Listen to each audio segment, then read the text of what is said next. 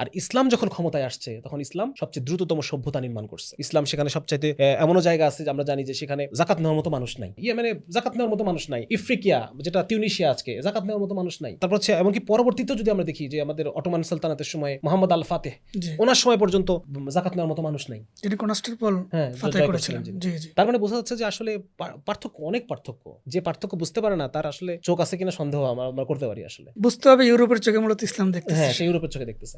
তারপর ধরেন যে যদি বলি যে মানুষের ইউরোপে 1800 সালেও স্ত্রীকে, যে স্ত্রী বেশি কথা বলে তাকে বাজারে নিয়ে মানে অপমান করা হতো। সেখানে ইসলাম নারীর মর্যাদাকে কোথায় উঠাইছে? হ্যাঁ, একজন সম্ভ্রান্ত নারী মানে তার সম্মানকে বজায় রাখার জন্য ইসলাম যে পরিমাণ এফোর্ট এবং যে পরিমাণ, পুরুষকে বলতেছে চোখ নামাও, হ্যাঁ, নারীকে বলতেছে তুমি নিজেকে আপাতমস্তক ঢেকে রাখো। পুরুষের চোখ, পুরুষের ব্রেইন অবজেক্টিফাইজ সবসময়।